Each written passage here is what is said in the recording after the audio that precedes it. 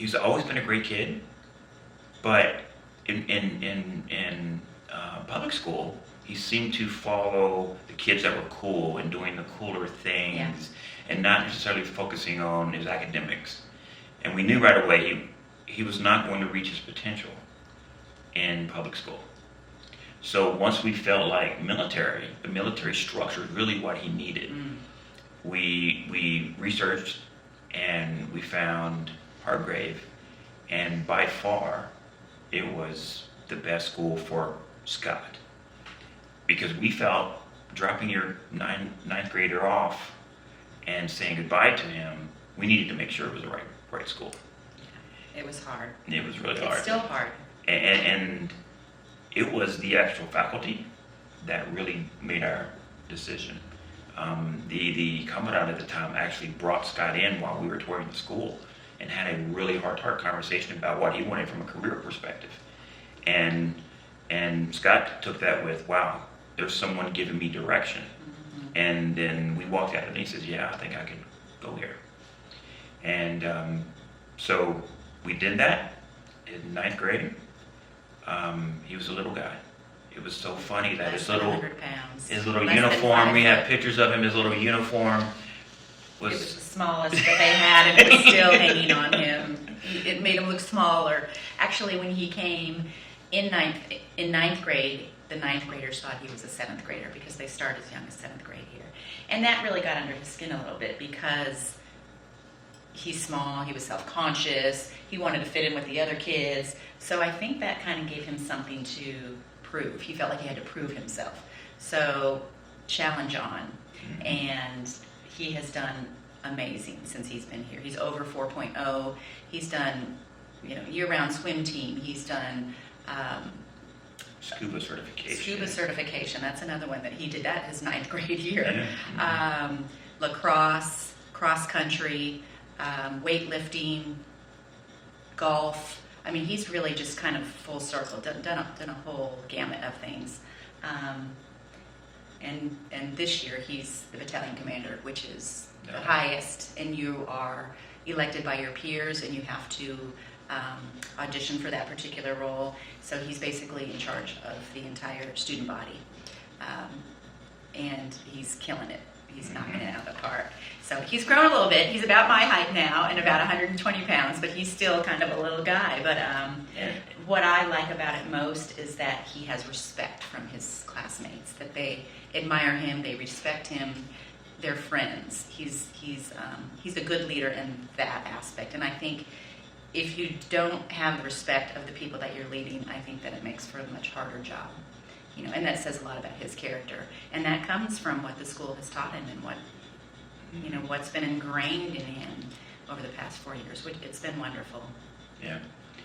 Small class sizes for him was a key Component. a need. I mean, so his brother was getting the spotlight because of his talent, and Scott was just just average kid, good kid, average kid.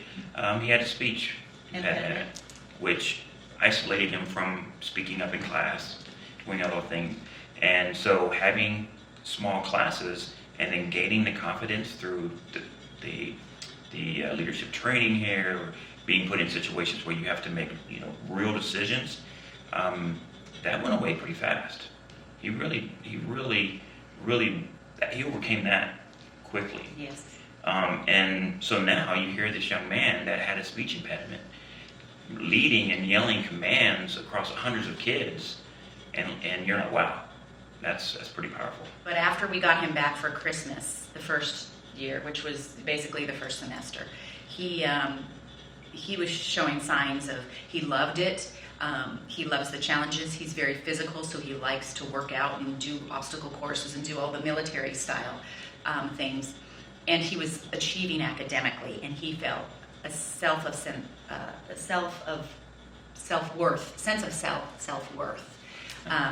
It was funny. Like we were having dinner, and he was proud of his report card, or and actually was picking on his brother because he finally had better grades than his brother. He's like, "What did you get?" at the Christmas dinner And table. that would have never happened. I got an A in AP, whatever. I was like, That would have never happened which before. was really good to see. You know, we saw him blooming and blossoming and coming into his own. I'm not going to say it was easy. I cried every single time he had to come back to school, all the way till this day. So we've just made it that he picks up, or he drops off, and I pick up.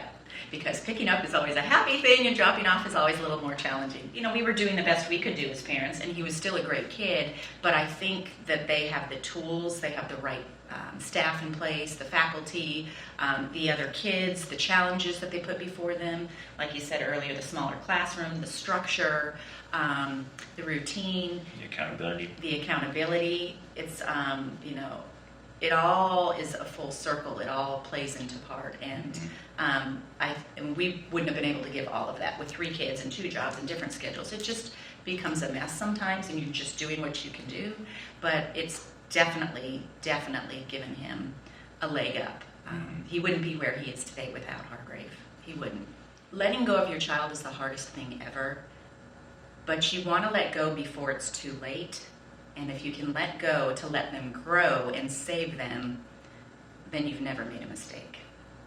And or put them in the right direction. Exactly, all of the above. Yeah. It's the best decision we've ever made for him. It's the hardest, but it's better than some of the other outcomes that may have come about if he, you know, got into the wrong group at school, didn't do well, didn't get into college.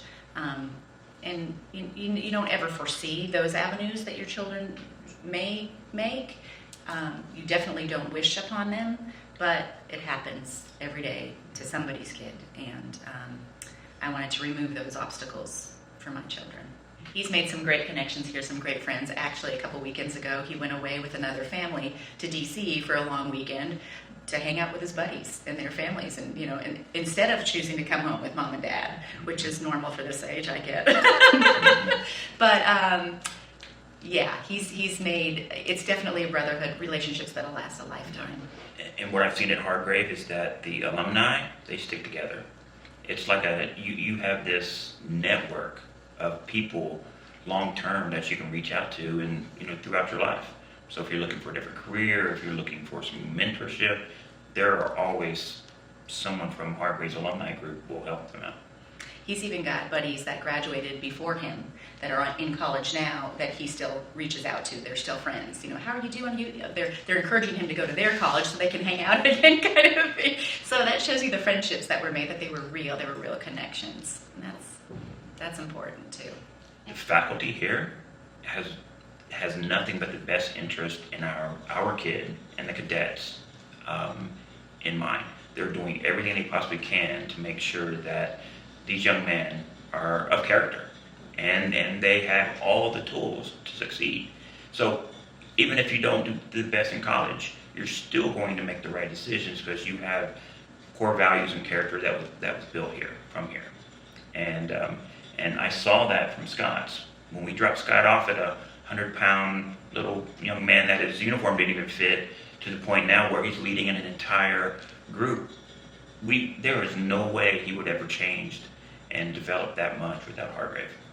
There's no way. Yeah. No. It's a beautiful thing.